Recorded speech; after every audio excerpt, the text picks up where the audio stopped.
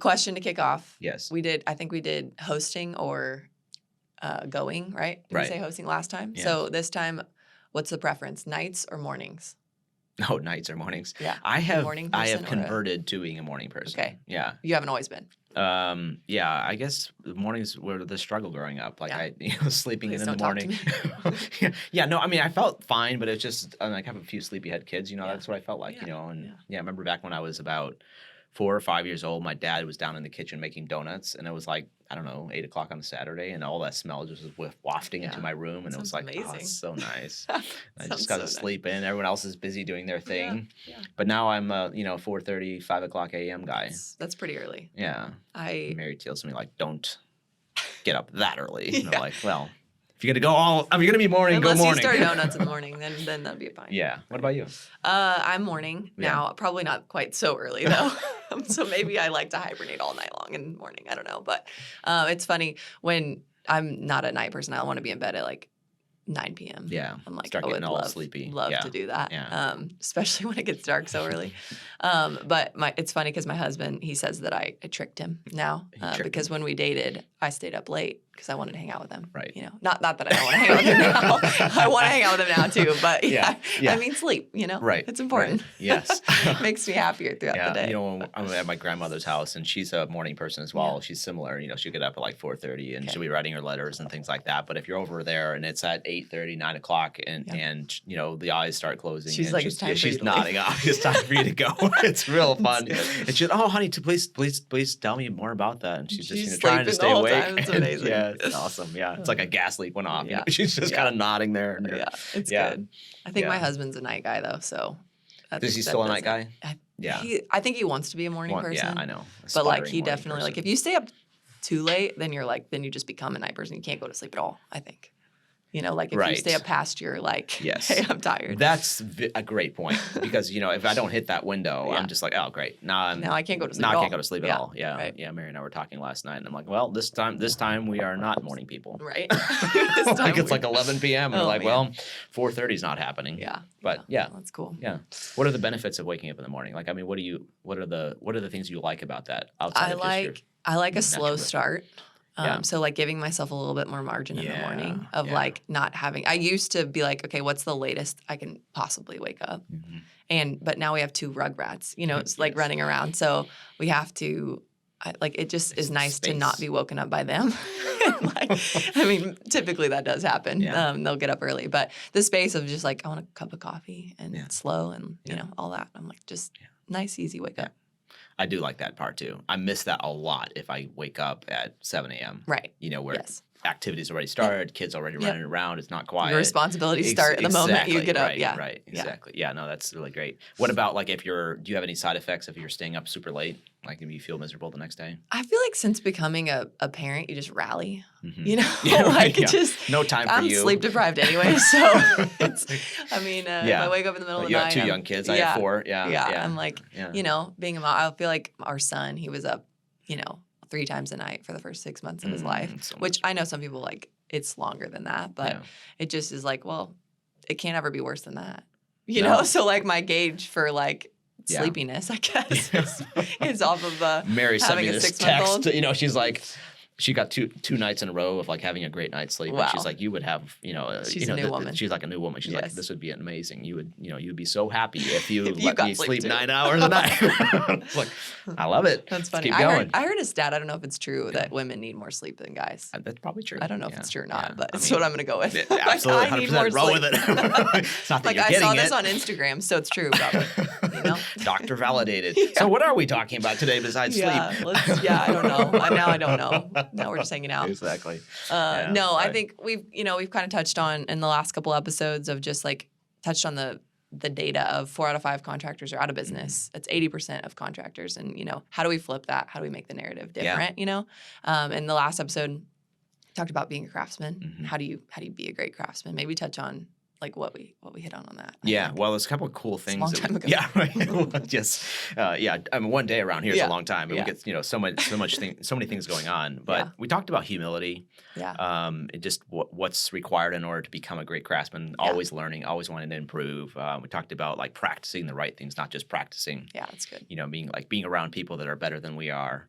And I think there's a lot of this that carries over into our theme today of the back office as well. And then we have like identifying how we learn. Is it, do we need to read books? Do we watch YouTube? It seems like visual learning is it's more popular, right? Audiobooks, YouTube. Yep. Those are the channels. They're efficient. I can do something else while I get some of it, that kind of thing. Right. And if there's a boring section, you can just let it go until something piques your curiosity. Yeah. Don't tell them what we're talking about on this episode yet. They might leave before we actually get to it. Right, exactly. People are checked out. You're like, oh my goodness, boring. Don't leave yet. Yeah, right. Yes. And then learning like one complete process at a time. Yeah. And then we just talked about some of the like common pitfalls. But I think a lot of this carries over as well. The humility aspect of it, huge, and learning anything, practicing the right things, being around people that are better than us. And so, obviously, it carries over so much of life, right? Oh, yeah. It's business and it's life, Yeah. I think one of the things we touched on last time, too, is that we mentioned a quote that we found from National Center for Construction Education and Research. So it's got to be true. And, oh my goodness, it's not with a title organization like that. Yeah. But the stat was approximately 41% of the current construction workforce, including many people in management roles, will retire by the year 2031. 8 years away. Yeah. Which, I think one thing we touched on with that is like what we believe about that is there's a huge opportunity for everyone listening to this podcast. I think that most of the people who are listening are like, have a growth mindset of like, how can I be better? I don't think you listen to podcasts unless you're like, I'd like to improve on something, Hopefully or learn something. To some degree too, but it's not all not all boring for content, sure. But just the huge opportunity that everybody has, in the construction space, like moving into the next, year to 8 years to 10 years to whatever. And just like, hopefully this can be an encouragement to that, And I think that's kind of the demand for people that really are good is going to be so much higher when you have that many people retiring. The pros are retiring. Right. And so now the next generation of people are there to step in. Right. And if you are excellent at your craft and you have a great business process and that's going to be very valuable. You're going to set up. You're set up for success for sure. I mean, the scarcity part about it just drives, supply and demand. Less there is of something, the more valuable it is. Yep. You're going to get paid a lot of money, basically. And I think it's going to become, there was that connotation that these kinds of jobs were kind of the lower, the workers are here. I mean, I remember one time I was working on a project and, it was kind of some of that disrespect, almost like, we want our kids to be so much better than these workers. Right. Doctors and lawyers. And, you're going to be showing up to jobs where that's not true. Yeah. It's not going to be true anymore. Right. Yeah. It's the same thing as like being in school. I'm like, I think that the expectation when I was in school is you will go to college. And if you because I went to public school. I know you didn't, but I went to public school. There was some pressure for that. And if you were like, hey, I'm not going to school and you were the one in the class to raise it, like there's a lot of pressure around that. And I think it's going to swing. It's got to shift, And now we're getting into another topic of education, but this is all over the map, but no, let's stick with it. So considering that, and it's not it's a scary stat, the fact that 4 out of 5 businesses are going under. Right. But there's also some opportunity in all of that too, of making sure that you're setting your business up to be successful and you're recognizing the risk and not being blind to it, but at the same time being like hopeful about it. It's not a scare thing. I think it's nonetheless a reality, the fact that a lot of people are not prepared for what they're going to experience running a business. It's true. Yeah. It's true. It seems a lot easier than it is, and I think anybody that's listening that's run a business knows. They know it's hard. Yeah, it's hard. Totally. Yeah. I so agree. Back office. I mean, we were talking about this as we were preparing for the show. Like there's the front office things, and I think our audience is going to find themselves in one of these buckets being their favorite thing. Right. The front office being the customer-facing aspect of a business, right? The marketing, the sales, presentation, And I know that's my dad. Loves being with the customer, loves selling things, loves presenting something to people. That's what I love too. Yeah, you do. Yeah, you're very good at it too. And then there's obviously the production aspect of it. And a lot of our guys that are craftsmen first, that's going to be the thing they love to do. Getting out in the field, doing something, creating something beautiful, referencing back to something awesome that they built. Super rewarding. You can see it go up before your eyes. You can see that, and then there's the back office. Ooh, boy. And that, right. That is the boring stuff that probably most people don't want to do. Yeah. It's not sexy at all. No, it's not. Yes. Yeah, it's a very deliberative and it's not as reactive. I mean, I think a lot of people like reactive type things. A customer calls, can you do this? What's on fire today, exactly. basically. Right. Going from one thing to the next, whereas you have to be more disciplined with the back office of being like, we need to invoice, we need to balance the books. All of these things don't have to be done today. Right. They could be done tomorrow. Which is why the fires take precedent typically. Right. Until it gets to a point when you are on fire because you ignored something that now is causing you a lot of pain. And no coming back from the fire potentially if you ignore it. Well, good point. Yeah. And that's, probably some people find themselves in a spot where it's like, oh no, like, well, now what do we do? We ignored it for so long, and then suddenly it can be very hard to recover from. Yeah. Sure. So with that said, so talk me through why does it matter? Like, why does back office matter? I know it's boring, but don't leave this episode because it's something you can't afford not to do and listen to. And that was something we talked about of I know that this is not fun to listen to. Fingernails on a chalkboard type of content. Right. Yeah. So fill us in why, from your perspective, from your business, why does it matter to master that part? Yeah. Well, there's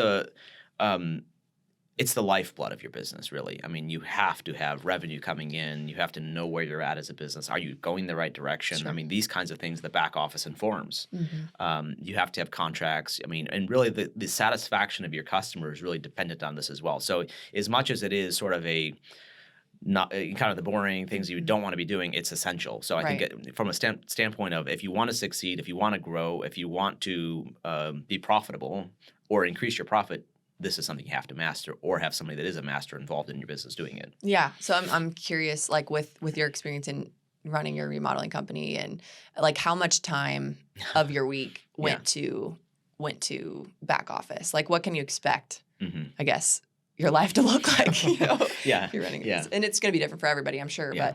But what did that look like for you? Well, and I found myself in an interesting position where it actually changed over time. The more the company scaled, the more time I spent in the back office. Sure. Or selling, it became less production. That was the things I started off doing, being involved in more or less getting stuff done. Mm-hmm. Small company, 1-2 people, someone has to do the work, and then it's simple invoicing too.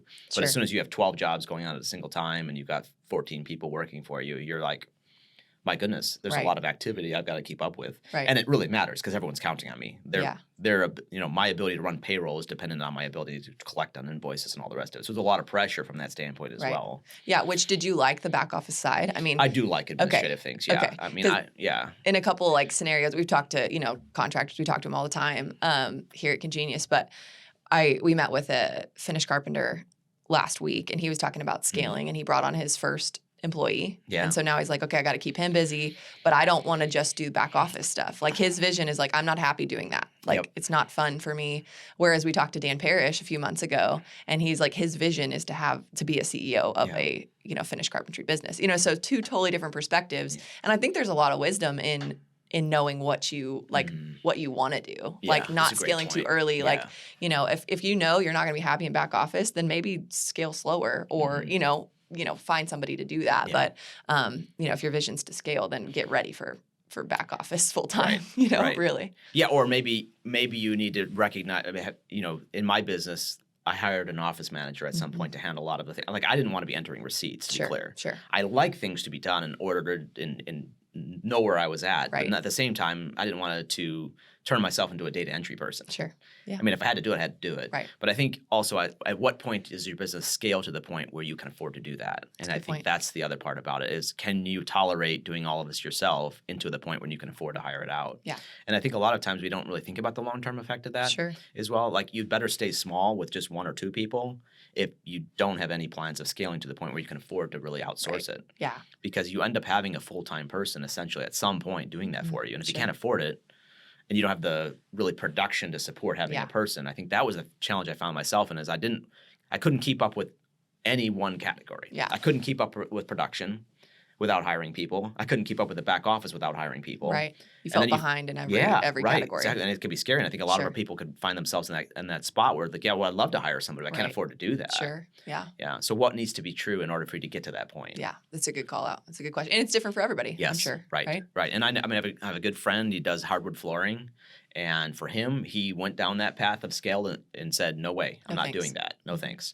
He had the production quality issues of hiring new people and training them, and then they disappear, and all of those kinds of things. And he said, forget it. I'm good at what I do. I can make plenty of money doing it. Yeah. And he could make a plan around himself. It was simple enough to invoice people, and he's like, I can keep up with that. And he said he was happy with that. Yeah, and I think this conversation really just prefaces like our podcast. We talk a lot about growing and succeeding and those kinds of things. And it's like we don't just mean like number of employees. Like that's not the gauge of success in your business. Yes. And I know we touch on that on episodes, but like if people are new, like we don't just mean like having a big business is like the only way to be successful in construction. I was in a room full of CEOs and business owners as a part of a networking group, and the host had opened it up to saying quick wins.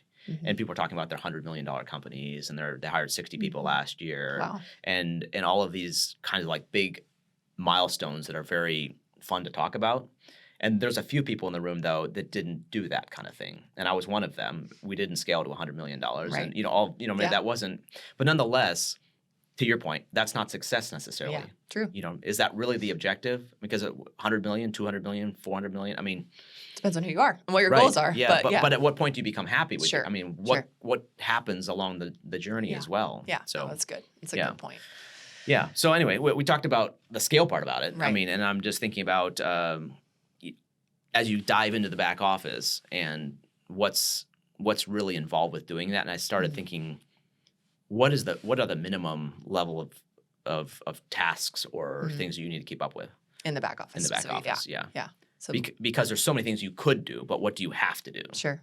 Yeah, you can't afford not to do these things. Yeah. I was talking to somebody last week, a contractor, and he was talking about he's towards the tail end of a big job, and he's a remodeling contractor. He's doing an addition project, and he got towards the tail end, and the customer kept talking about all of the things that they had talked about at the beginning of the job, and they're nice people, they're workable, they pay on time, all of the positive things you want to make this client happy. Yep. And so he's thinking, okay, I want to keep a good customer. I want to keep a good relationship. And so she wants her window blinds hung, and sure, we'll take care of that for you. And remember when we talked about this one thing? Oh, yeah. And he's thinking about all the things that in his mind he forgot to include as a part of his bid. Right. But what he had was presented them as saying, yes, we're going to do the project. It's going to cost this amount of money. And he didn't have enough detail. So part of your back office is really defining a good contract. Right. So this is such an essential part about it. Yeah. And I guess the question is like, how do you even create a contract? Like it makes me think, like, say you don't have a contract today, like practically what are the steps involved to, I know that's kind of down a rabbit trail a little bit, but like how do you get a contract in the first place? Do you have to hire a lawyer? Can you find, you know what I mean? Like what are some tools maybe just quickly? Yeah. And thinking about, and I've worked with lawyers a lot in business. And so understanding how they go about doing things and giving you guys a quick insight into, and a lot of you guys are already familiar with this process, but lawyers are not creating things from whole cloth every single time you bring them a task. Sure. If you have a good business lawyer, he has other templates that he's referenced for other things that he's worked on, and he's not creating something from scratch every time. He's referencing other legal work, and he's creating something from that. Yeah. And so identifying what are the core things you want to accomplish with a contract. Yeah. And I think one of the misperceptions about a contract is that it needs to be for untrustworthy people. So you only need a contract if you're dealing with somebody you think might cheat you. Sketchy people, yeah. But, there's the saying, like, strong fences build good neighbors. It's more or less setting boundaries. Right. Appropriate boundaries and saying, well, or defining things. I think that's what I love about a contract as well. The best relationships I've had with people when we had the detail. Sure. If I was working for a friend, all the more reason to have a contract. Yeah, so that it doesn't end sideways. Exactly. Exactly. I want that friend at the end of the job. You're setting the relationship up for success, essentially. And so you need that contract. And so to your point, Kinsey, of like establishing one, I think you just said, some of the common things I came across were like what happens to the extra materials at the end of the job? Okay. What happens if there's a increase in material prices? When COVID hit, a lot of people were sitting with projects that were half done, and you needed, who's coming up? We had one project, framing lumber tripled. Wow. And scary. Yeah, exactly. So what happens to that? Yeah, what happens when prices change? Right. So defining those kinds of things, it's protecting you as a person providing a service, but it's also telling your customer how things are going to go down. Well, and then to your point, it's not a surprise at the end of the project when you're like, hey, I'm coming back to this thing of like, yeah, we talked about that, but it doesn't exist here. So then what? Like what happens then? Exactly. What happens at the end? Yeah, and segueing right into that, you're constantly bringing up that contract as the source of truth to your customer. And every time you bill, every time you talk about any numbers, you say, okay, is it in there or is it not in there? Yep. And really when you present it to them the first time, you say, well, yeah, we talked about a lot of things. We had a lot, and you're just discounting the conversations. Yep. Saying, I've taken everything we've talked about that I thought we had, and this is what and I might have missed something. Sure. So let's review this. Let's make sure we're on the same page. It's a partnership at exactly. that point. Right. Right. They're taking some ownership of it as well. Yeah. And then every time you bill, every time you're ever, sending them or a discussion even about what about this or what about that, you have it. Well, and it's not a surprise to them. It's part of the conversation. It's so that's going to set the relationship up better at the end anyways. Yeah, and I've seen a few times where the contract becomes the stick that they're really, the customer uses to abuse the contractor at the end of the project. So you want to avoid that as well, of not making a contract is not just about protecting the consumer. It is about, you need to get yourself into the mind of that could be a stick that gets used to beat you at the end of the job. Right. And so you need to more or less say, okay, because you need to keep it front of mind as well, because the customer keeps it in front of mind and you don't know that they're doing that. Yeah. I've seen so many guys fall into that trap and they just feel like they're browbeaten at the end of the job. And they're saying, well, it said 3 fan lights and we only did 2. You're like, but we added 6 can lights instead. Right. But you never changed it. You didn't change it. Yeah. Well, and it's, I think one of the things, of like having terms, we talked about, well, what happens when material prices change? What happens when all these things? But I guess one risk point with a contract too could be like, okay, you have a scope of work, you've done that step, but then what happens if like the actual line items in your estimate or, like that part of it are vague? Yeah. You know what I mean? Like, because a contract can protect you, but if your line items and your scope's vague too, that it's really important to have that really specific too, so that you can point to a source of truth. Yeah, and one of the things we're big fans of at Congenius as well is getting better over time with that, because you won't master it the first time you ever do it, but you learn from the last time you did it and use templates as a part of that as well, where you're saying, okay, the last time we put down a hardwood floor, we learned that. Right. And you can add more detail to it. That's good. So every time you're getting better and you're kind of, the best contracts have evolved around situations that nobody would have thought about at the time. But they say, oh, shoot, like the whole thing of the material. I had somebody come to me and say, I paid for all that stuff, so you're leaving it here. And I'm thinking to myself, no, actually, we bought extra, so we didn't have to run back to the store, but we had paid for it, and we're planning to get it back. But it wasn't a part of a contract. And so you learn from that. Sure. And then you're thinking, okay, well, let's define it. Well, maybe you do leave it for the customer. Sure. Maybe that's how you want to operate, but defining it is important. Yeah, no, that's really good. Yeah. Really, really good. Yeah. And I do like the idea of having these contracts that are manageable from our perspective as well. Don't have a lawyer create a contract that you can't understand. Well, yeah, because you have to explain it to your customer. Right. If you have a 30-page contract and you're thinking, well, there's 15 pages of stuff in there that you don't understand or that you can't even really reference, like that's not a good contract. Start with something that's manageable and start building on it over time. That's really good. Yeah. Because, lawyers can go hog wild with it. Well, every lawyer will. Hours billed. I haven't seen a contract that I understand the first pass. Like, what is this? From an attorney, Yes. That's funny. Yeah. It's interesting. We kind of talked about profit and kind of like our method on profit too, like in that how that can be defined on a contract. I don't know if it's worth like kind of touching on that as part of the contract in itself, because we talked about terms, we talked about scope of work and costs and those kinds of things. But like how are we? What's a great way to set up on a contract just practically for contractors, like profit versus market, like even in the contract sense. Yeah, and I think that's one of the things that I've noticed a lot of really hesitation for people to adopt this kind of method, but I've become a big fan of it, and that is really calling out profit as a separate line item and just even presenting it right to your customer. And it's a little bit funny, but let's just say, for instance, as an example, we're working on you're my customer and we're doing a $100,000 project, and our expectation is to make 15% profit. That's $15,000.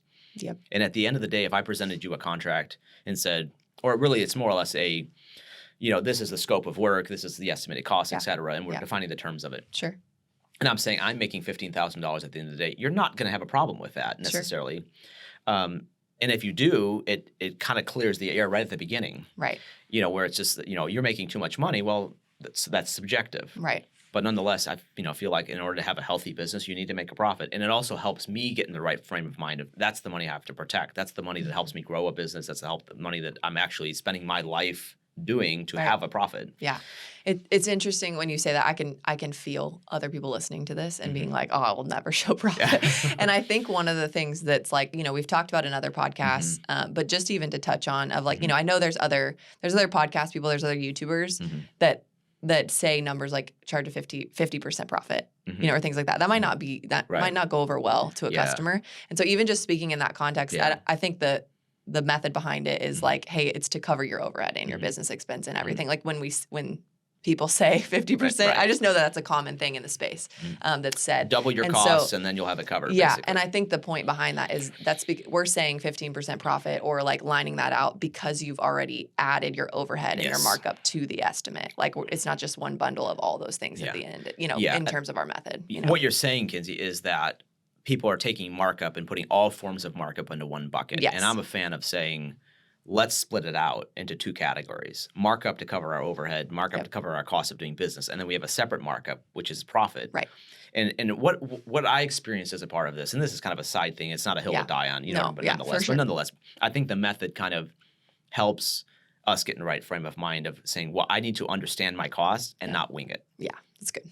And where I'm saying, did I actually, if my overhead's 32%, it's 32%. Yeah. And I need to mark up my costs 32% to cover that. Sure. We have an episode and we have some content about that too on overhead and how to actually figure the markup versus the cost of it as well. And there's the percentage math that flips to, on that. Yeah. So, but nonetheless, it's one of the things that I like to be very specific with it and just because we get in a better space that way. Yeah. No, that's really good. And not just have one big bucket. Well, if we double it, we'll cover it. Sure. Quick story. I had a project where we had a big bucket. Okay, it was an insurance job. There was lots of money to cover things. And I don't know if I've referenced this one before, but it's good. It's at the end of the job, we thought we were making bank because all of that overhead component wasn't factored into it. But once you factored that in there, if we just had one big bucket that was supposed to be overhead, profit, everything else, and we figured, surely that would cover it all, as opposed to understanding, well, this is what the overhead costs us as a part of this job. Mm-hmm. It was very insightful because we realized we were making less money than we thought we were. Yeah, you weren't actually getting the profit percentage you were going for. Yeah. And it also helps the customer know, too, there's not some big bucket. I think a lot of consumers have the misunderstanding that when you say, hey, this job's going to cost $5,000, $10,000, $100,000, $1 million, whatever it is, that you're making lots of money on them. Yeah, it's true. You're retiring on them. Yeah. And when you point out how little you really are making and really how little you actually do make on it, they're saying, wow, that's fair. Right. Yeah, it's insightful to them. It teaches them, it educates them. Yeah. No, that's good. And that's what I liked about it. Yeah, that's really good. But I think the reason why somebody wouldn't do that is because they recognize there's this big floating bucket. They don't know if they're making 2%. They don't know if they're making 15 or 20 or 30%. Mm-hmm. They want to make 30%, but they don't know if they're going to end up making that. Right. That's scary. Yeah. Yeah, and so therefore you don't want to call it out as a line item because then the customer says, well, you're making this amount of money. You're like, actually, I'm not anymore. Right. No, that's true. Yeah. No, that's really good. I think with having the contract as the source of truth, it allows, we've talked a lot about change orders too. Can you define what's a change order? I think everybody listening knows, but say I'm dumb and say I'm inexperienced or new to it. Right. Not dumb. Didn't mean that. But I am because I'm not a contractor. But the change order is a very nice way of making sure everything's documented. And I think there's lightweight, change orders as well. Sure. I mean, you can it could be as simple as we're having a conversation about something and we decided to use this brand product instead of that one. Sure. That could just be an email you sent and say, hey, we had a conversation yesterday, just want to recap. It's documentation. We changed it from this to that and it's going to cost you this much more money. And if that customer doesn't dispute that, doesn't reply and say, no, we didn't talk it like that. If there's a dispute later on, it's like, well, I sent it to you in writing and there was never any question about it. I mean, that would sort of hold up. Right. Now, the best approach is to have something they actually sign off on. Sure. Where you detail, this is what we changed, this is what was the original was, this is what we modified it to, and you sign off on it. Yeah. And anything gets a change order. We try to be nice people, like this is our favorite customer. Yeah. I like working with them. We'll make it up on the next one. Yeah. Never fall into that trap. Otherwise, you're just shorting yourself. I mean, people expect to pay for things. You go to Walmart, that's shoplifting to walk out without paying for things. Yeah, it's true. It's the same thing as building. Yeah. Every single time, anything, no matter how small, needs to change. You're training your customer. No, that's good. To really expect things for free if you say, don't worry about it. Yeah. And it gives, where's the line? Right. And they don't know how much he must be really doing great on this job if he can just throw things in. And anyway, you're training the customer. It's probably why customers aren't valuing contractors in the first place. Is because people are falling into the trap of like, oh, I'll just do it. And then, I don't know. Then they feel like you're nickel and diming if you're actually billing for what you did. I don't know. Yeah. So that's a whole nother. The most disrespectful, the worst clients I've ever worked for were the ones I did the most for. It is so weird. The people I bent over backwards for, threw in free stuff, lost money. They were the most disrespectful, hardest people to work for. They didn't value me. They didn't appreciate anything. I trained them to do that. Yeah. I said, well, he must be doing fine because there wasn't a contract up front. There wasn't change orders. I wasn't, and then at the tail end of it, I'm thinking something totally different than they're thinking. Yeah. My perspective on it is, look at what I did for you. And they're thinking, they don't see it. Yeah. They probably didn't send you any referrals either. No, they didn't. No, they didn't. Yeah, it was straight up miserable, both directions. Yeah. Not a win at the end of that. Not a quick win. It was not. Yeah. Yeah. That's good. So, okay, invoicing and receipts. Maybe let's touch on that. Those are two back office things that have to happen. Yes. You have to stay on top of your invoicing, have to stay on top of your receipts. Because if you're not, then you're just behind and you're owed things that, and I think even there's a scenario, my father-in-law, they built a farmhouse, like a shop. It was a shouse. And I feel like he was asking for the invoice. Like he wanted to pay it off to have it done. You know what I mean? Right. And I think that's easy to do because again, you're working on the job and there's back office responsibilities, And so, but setting aside the time to actually do the back office, send out the invoices. Like it's so important. Like you have to get paid at the end of the day. You're doing all the work up front. When you're saying that, Kinsey, I'm thinking about this guy, the plumber that actually needs to send me an invoice. Okay. I need to call him, and it's been like 6 months, and I never got an invoice for it. See, you're nice though. I would just be like, well, he didn't send me an invoice. Well, it's just to Jim, and he's like, hey, somebody actually had done something, and he's like, he wants finality to it, and not having something sneaking up later where it's like, whoa, some where no one has clarity on it anymore. Exactly. Yeah. 6 months later, and you get a bill for $10,000, and you're like, well, I thought you were only there for 3 days. I mean, right. No, for sure. It could be scary. And then how do you dispute it? So the invoicing part about it, I think we need to have a very consistent routine of invoices. So almost like what's the day of the week that you do it on, or is it every other week where you're saying every other Friday I invoice out. Every job, no matter how small. If it's $100 we did, maybe I'm taking it too far. Yeah. But nonetheless, you're training the customer on the cadence for invoices. Right. Because they could say, well, we didn't do a whole lot. Well, what's a whole lot mean? Sure. You're training them saying, no, it doesn't matter if a whole lot got done. Something got done. Right. If nothing got done, it's hard to invoice. Don't do it. Yeah, right. You didn't actually work on it. We're not saying do that. $0. Yeah. Nothing happened. But nonetheless, I think there's a training aspect to that as well, making sure you keep it up on it. You have to just have a routine. Yeah. And I found myself in spots as well where there wasn't real clarity on what we should be invoicing and what amount, or you just got to do it. Yeah. Come up with something. You can negotiate with the customer. I think we're about 60% done with it at this point. It's one of those things you get better over time. Yeah. Well, and then those payment terms can be defined in the contract. Yes. Up front. So avoid the trap of performance only based invoicing as well, where it's at these milestones. Mm-hmm. I know some banks are going to want stuff like that, but that's a little more secure money as well. Sure. But avoid the whole at this point you get paid, or when it's done you get paid. Right. You need just regular milestones. I think regardless of where you're at, because otherwise you're relying on the bank or a line of credit to fund the job until you get to that point. Yeah. No, that's good. Yeah. Customers should fund jobs, not banks or yourself. Yeah. Unless it's a new home or construction. Yeah. But yes. Then then you better have a line of credit. Yeah. Exactly. That's good. Yeah. Or your subcontractor does if you're a general contractor. Yeah. I guess a different context for it. Sure. Yeah. Yeah. No, that's true. So maybe we're at 30 minutes. Yeah. Maybe we should. We should probably jump to final thoughts. Do you want this to be another episode? We could try to touch on it in 4 minutes. Let's touch on it quickly. Okay. Sam, you got a break point there. 33 and a half in. Okay, cool. Okay, beautiful. So then I think a few other areas that we've kind of just talked about that fall into back office. Mm-hmm. There's P&L, profit and loss. Yes. There's accounting, which those are probably full podcasts in themselves. No, we could tackle that in 2 minutes. No. I don't think so. Well, if we were going to try to do that, and, I know we're pushing the clock, but I think what we would say is you need to rely more on the people that have expertise in those areas. If somebody's a CPA, somebody has industry experience, highly rated, reviewed, people that are really good at what they do, rely on that person to handle your taxes, handle those things that you don't want to be doing. And you've got to know where you're at as a business. Are you trending the right way? And that's one of the things I see a disconnect between the contractor and the accountant is the lag. Sure. A lot of times you're handing books off to your accountant months later. Right. You need to know almost real time where you're at. And that takes some discipline in saying, I'm going to set apart some time every week. Did we make money last week? To the best of your knowledge. Right. Yeah. No, that's good. You need to know if you're trending the right direction, because if you're not, you will make different decisions. Yeah. You will change something. Yeah. I found myself in that spot one time where I'm like, I don't know where I'm at. And when I found that out, I was like, oh, no, we got to do something different. And we did. Yeah. And you adjusted. Exactly. Yeah. We're charging too little. Yeah. We're giving away stuff. We're not change ordering. Yep. I mean, it's so insightful when you realize where you're at as a business. Sure. None of these freebies or we'll handle it later. If you lost money in a week, I mean, that's a lot of pressure. Yeah. I mean, there's mouths to feed. Yeah. I mean, Right. you don't work for free. Right. Yeah. You didn't start your business for free. Yeah. Exactly. So, I mean, I think in summary, that's what we could, but we Find a could go into trusted so much detail. accountant. Yeah. The details in accounting, but yeah.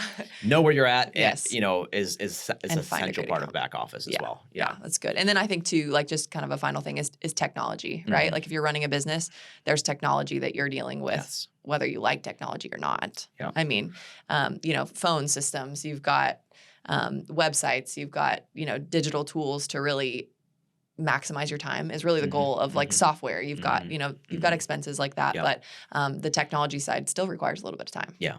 Yeah. I think that's why we exist. Obviously, it's really a digital tool to help people run a more accurate back office. I mean, some of the sales estimating, knowing where you're at as a business, leveraging the data that other people can kind of templates and things like that to help you create better processes, rely on the expertise of others. Kind of where we started off with, of like learning from people that have more experience than we do. Yeah. And I think that's a big part of technology as well. And there are, it can be a big distraction as well. So you kind of need to say, well, what are the, there are so many things out there. So many tools. Yeah. So many tools. Not all of them are helpful. And so, but anyway, I think there are some really critical ones. I think task management, you need some sort of task management app for sure of some kind, or just keeping all the things in one spot, Sure. or very consistent note taking. If it's one pad of paper, don't lose it, but you need to have a place for all that things. Right. So technology can help with that.